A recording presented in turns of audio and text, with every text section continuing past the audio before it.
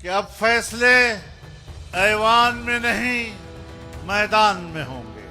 جس طرح میرے ملک کو آزادی کے باوجود غلام رکھا گیا، وہاں نواز شریف سر جھکا سکتا ہے، شہباز شریف سر جھکا سکتا ہے، زرداری سر جھکا سکتا ہے، لیکن جمعیت علماء اسلام وہاں سر نہیں جھکا سکتی.